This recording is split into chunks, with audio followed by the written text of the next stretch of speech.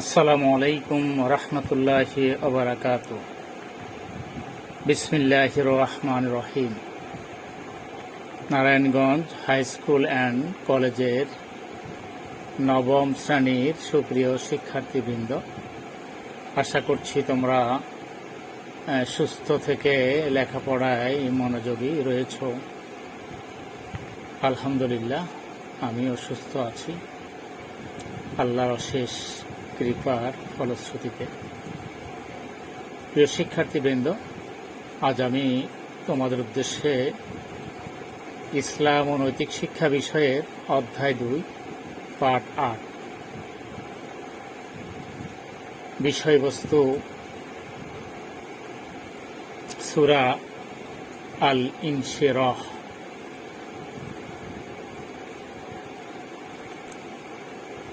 সূরা আল ইনশিরাহের আলোকে আমি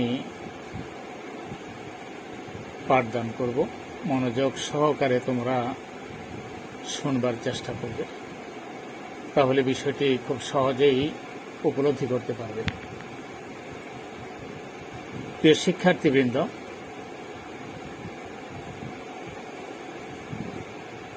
এটি মাক্কি সূরা। এর সূরার যে ক্রমিক মান সেটি হচ্ছে 94তম। এর আয়াত সংখ্যা হল 8। এই সূরাটি সম্পর্কে জানতে হলে এর শানে নজুল সম্পর্কে আমাদের আগে অবহিত হতে হবে, তাহলে বিষয়বস্তু সম্পর্কে সম্যক ধারণা তৈরি হবে। প্রিয় নবী মুহাম্মদ সাল্লাল্লাহু আলাইহি ওয়াসাল্লাম নবুয়ত লাভের পূর্বেও মক্কা নগরীর অত্যন্ত সম্মানিত মানুষ ছিলেন। সবাই তাকে আল আমিন বলে ডাকত। তার কাছে মূল্যবান ধনসম্পদ গচ্ছিত রাখত। নবুয়ত লাভের পর প্রিয় নবী মুহাম্মদ সাল্লাল্লাহু আলাইহি ওয়াসাল্লাম ইসলামের দাওয়াত দিতে থাকলে মক্কাবাসী তার বিরোধিতা শুরু করে, তাকে উপহাস ও ঠাট্টা বিদ্রূপ করতে থাকে। তাকে কবি, গণক, জাদুকর ও পাগল বলে কষ্ট দিতে থাকে। মহানবী মুহাম্মদ সাল্লাল্লাহু আলাইহি ওয়াসাল্লাম ও নমুসলিম সাহাবীদের উপর নানাভাবে অত্যাচার নির্যাতন চালাতে থাকে। কাফিরদের এরূপ আচরণে প্রিয় নবী মুহাম্মদ সাল্লাল্লাহু আলাইহি ওয়াসাল্লাম হতাশ ও উদ্বিগ্ন হয়ে পড়েন। এমন অবস্থার পরিপ্রেক্ষিতে মহান আল্লাহ এই সূরাটি নাজিল করে মহানবী হযরত মুহাম্মদ সাল্লাল্লাহু আলাইহি ওয়াসাল্লামকে সান্ত্বনা প্রদান করেন। এই সূরাটির অনুবাদ হলো এরকম যে, আমি কি আপনার বক্ষ আপনার কল্যাণে প্রশস্ত করে দেইনি, এবং আমি আপনার বোঝা অপসারণ করেছি, যা আপনার পৃষ্ঠদেশকে নুইয়ে দিয়েছিল, আর আমি আপনার খ্যাতিকে উচ্চ মর্যাদা দান করেছি। নিশ্চয়ই কষ্টের সাথে স্বস্তি রয়েছে, অবশ্যই কষ্টের সাথে স্বস্তি রয়েছে। অতএব যখনই আপনি অবসর পান, একান্তে ইবাদত করুন এবং আপনার প্রতিপালকের প্রতি মনোনিবেশ করুন। এই হলো অনুবাদ। এই সূরার মধ্যে প্রিয় নবী মুহাম্মদ সাল্লাল্লাহু আলাইহি ওয়াসাল্লামের প্রতি যে অনাচার অবিচার করেছে মক্কাবাসী, তারা যে বাড়াবাড়ি করেছিল, অত্যাচার নির্যাতন করেছিল, নিষ্পেষণ চালিয়েছিল তার উপরে এবং তার সাহাবীদের উপরে, তাকে ঠাট্টা করেছে, বিদ্রূপ করেছে, উপহাস করেছে, অবমূল্যায়ন করেছে, তার বিরোধিতা করেছে, এই বিষয়গুলো এখানে আলোচিত হয়েছে। অর্থাৎ এই অবস্থা চলতেছিল বিধায় মহান আল্লাহ তার নবীকে সান্ত্বনা দিয়ে এই সূরাটি নাজিল করেছেন। সুতরাং এই বিষয়টি আমাদেরকে ভালো করে বুঝতে হবে, জেনে নিতে হবে যে এই জাতি ছিল মূর্তি পূজারী, তারা কুফরি করত, শিরকে নিমজ্জিত ছিল। 360টি মূর্তি তারা পূজা করত। কাবা ঘরের মধ্যে মূর্তিগুলোকে তারা স্থাপন করেছিল। মারামারি, হানাহানি, খুন রাহাজানি, লুটতরাজ, এগুলো ছিল তাদের নিত্যনৈমিত্তিক কাজ।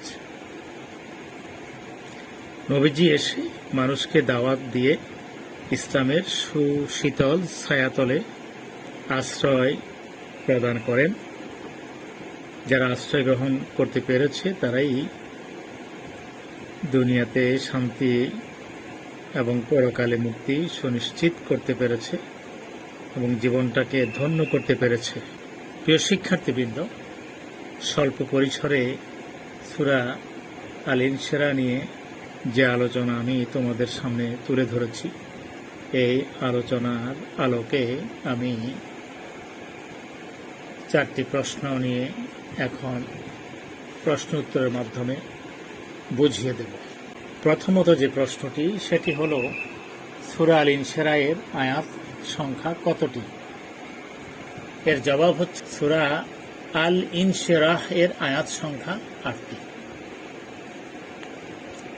খ, অর্থাৎ অনুধাবনমূলক যে প্রশ্ন, নবীজি মুহাম্মদ সাল্লাল্লাহু আলাইহি ওয়াসাল্লামকে আল আমিন বলে ডাকা হতো কেন? এর উত্তর এইভাবে লিখতে হবে যে প্রিয় নবী মুহাম্মদ সাল্লাল্লাহু আলাইহি সাল্লাম মক্কাবাসীর কাছে খুবই বিশ্বস্ত আস্থাভাজন ছিলেন, বিধায় তারা তাকে আল আমিন বলে ডাকত। যেহেতু নবীজিকে তারা খুবই বিশ্বাস করত, নবীজির প্রতিরক্ষা কাজ ছিল সত্যনিষ্ঠ, তিনি ছিলেন খুবই আন্তরিক, ঐকান্তিক এবং তিনি সকলের প্রতি ছিলেন সজাগ, সচেতন। কারো ক্ষতি তিনি করতেন না, কারো সমস্যার কারণ হয়ে তিনি দাঁড়াতেন না, বরং সকলের সমস্যার সমাধানে তিনি এগিয়ে যেতেন। সকলের কাঙ্ক্ষিত সুখ সমৃদ্ধির জন্য তিনি প্রচেষ্টারত ছিলেন। সবাই তাকে বিশ্বস্ত হিসাবে পেয়েছে, সত্যবাদী হিসাবে পেয়েছে, সত্যনিষ্ঠ হিসাবে পেয়েছে। এই কারণেই সবাই তার প্রতি আস্থাশীল ছিল এবং তিনি ছিলেন বিশ্বস্ত এবং আস্থাভাজন, তাই তাকে আল আমিন বলে ডাকা হতো। তৃতীয় হচ্ছে প্রয়োগমূলক প্রশ্ন, সূরা আল ইনশিরাহের শিক্ষাগুলো বর্ণনা করো। সূরা আল ইনশিরাহের শিক্ষা 6টি শিক্ষা তুলে ধরছি। প্রথম যে শিক্ষাটি, সেটি হল মহান আল্লাহ সত্য ন্যায়ের জন্য সাধনাকারীর অন্তরকে খুলে দেন। এই সূরার মধ্যে যেটা বলা হয়েছে যে আল্লাহ প্রিয় নবীজির বক্ষকে উন্মুক্ত করেছেন, তার অন্তরকে খুলে দিয়েছেন। দ্বিতীয়ত, মহান আল্লাহই মানুষের দুঃখ কষ্ট দূর করেন। মানুষকে দুঃখ কষ্ট থেকে মুক্তি কেউ দিতে পারে না, যিনি দিতে পারেন তিনি হলেন আমাদের মহান স্রষ্টা আল্লাহ তাআলা। তৃতীয়ত, মানুষের মান সম্মান আল্লাহ তাআলার হাতে। মান মর্যাদা, সম্মান, সম্ভ্রম সবকিছু আল্লাহ দেন। আল্লাহ যাকে ইচ্ছা সম্মানিত করেন, যাকে ইচ্ছা আল্লাহ অপমানিত করেন। সুতরাং মান সম্মানের মালিক হলেন মহান আল্লাহ, তাই সম্মান তার কাছে চাইতে হবে, তিনিই সম্মান দেবেন। সুতরাং মান সম্মান অন্য কারো কাছে চাইবার কোনো সুযোগ নেই এবং অন্য কেউ মান সম্মান দিতেও পারে না। চতুর্থ হলো, দুঃখ কষ্টে হতাশ না হয়ে ধৈর্য সহকারে এর মোকাবেলা করতে হবে। অনেক ক্ষেত্রে জীবনের বাস্তবতায় দুঃখ কষ্ট, ভালো মন্দ, সুখ অসুখ এইগুলো রয়েছে, এটা থাকবে। সুতরাং এই অবস্থায় ধৈর্যহারা হওয়ার কোনো সুযোগ নেই, বরং চরম ধৈর্যশীলতার পরিচয় প্রদান করতে হবে। পঞ্চম হল, জীবনের মূল্যবান সময়কে দায়িত্ব কর্তব্য পালনে সঠিকভাবে কাজে লাগাতে হবে। আমরা মানুষ হিসাবে, সৃষ্টির সেরা জীব হিসাবে মহান আল্লাহর বান্দা হিসেবে আমাদের উপরে যে সকল দায়িত্ব কর্তব্য অর্পিত হয়েছে, এই দায়িত্ব কর্তব্য আমাদেরকে প্রতিপালন করতে হবে সঠিকভাবে, যথাযথভাবে, যথার্থভাবে। কারণ সকল কার্যক্রমের জন্য মহান আল্লাহর কাছে জবাবদিহির কাঠগড়ায় দাঁড়াতে হবে। তাই এই মূল্যবান সময়টিকে নষ্ট করা যাবে না, প্রতিটি মুহূর্তকে কাজে লাগাতে হবে এবং সেই সময়টাকে মূল্যায়ন করতে হবে, যেন এই সময়ের জন্য মহান আল্লাহর কাছে জবাবদিহি কাঠগড়ায় দাঁড়াতে না হয়।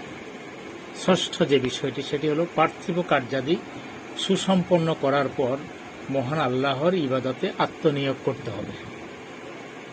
দুনিয়াবি যে সমস্ত কার্যক্রম আছে এগুলি তো করতে হবে, বৈধ পন্থা যেগুলো আছে, বৈধ বিধিবদ্ধ যেগুলো, এগুলি করতে হবে।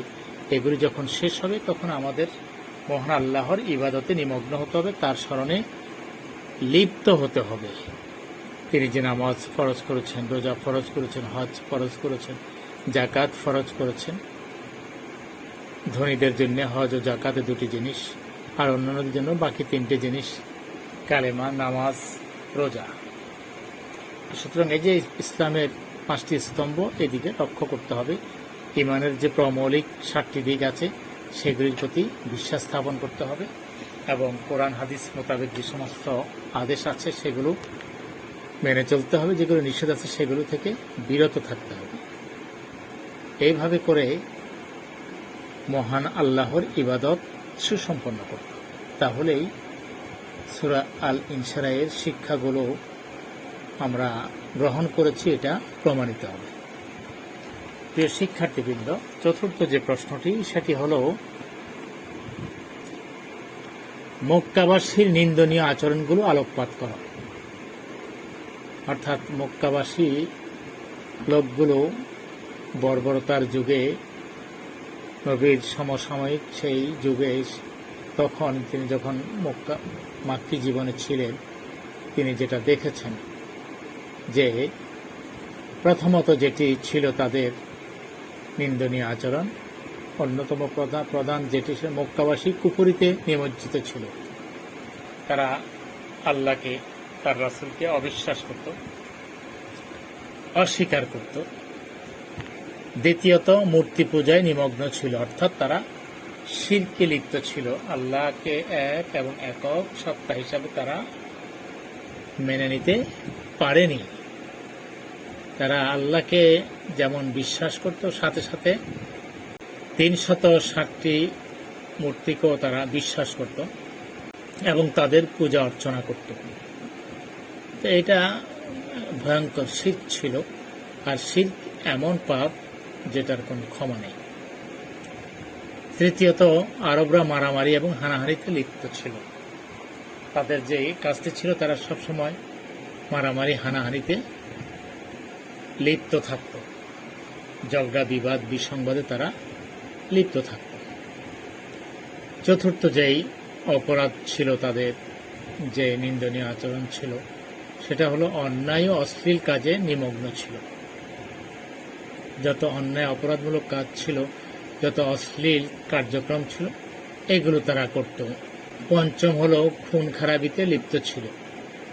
তারা যখন তখন যাকে তাকে খুন করে ফেলত, যার তার উপরে চড়াও হতো।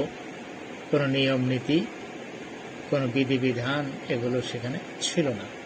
জোর যার মুল্লুক তার, এই ধরনের একটা অবস্থা সেখানে বিরাজমান ছিল। ষষ্ঠ হলো মদ জুয়ায় নিমগ্ন ছিল। তারা মদ্যপান করত এবং জুয়া খেলত। এইভাবে করে তাদের সে সমাজটি ছিল পুরোপুরি কুলুষিত। খুবই ভয়ঙ্কর একটি পরিবেশ সেই সময় বিরাজ করত। এই অবস্থাতে মুহাম্মদ সাল্লাল্লাহু আলাইহি ওয়াসাল্লাম এসেই তাদেরকে আসলে নিন্দনীয় আচরণগুলো থেকে বিরত করেছিলেন। অর্থাৎ যারা ইসলামে দীক্ষিত হতে পেরেছিল, তারাই শুধু এই নিন্দনীয় আচরণগুলো থেকে মুক্তি লাভ করতে পেরেছে, আর বাকি সবাই কুফর, শিরক, নিফাক, অন্যায় অশ্লীল কার্যক্রম, খুন খারাপি এবং মদ জুয়ার মধ্যে নিমগ্ন ছিল। এবং এইভাবে করে তারা মহান আল্লাহর কাছে তারা হয়েছিলেন খুবই নিকৃষ্ট মানুষ হিসাবে বিবেচিত, এবং যারা এই বেঈমান অবস্থায় মৃত্যুবরণ করেছে তারা সবাই জাহান্নামী হয়েছে। সুতরাং এই নিন্দনীয় আচরণগুলো আমরা কখনো করব না এবং এর সংস্পর্শে যাব না।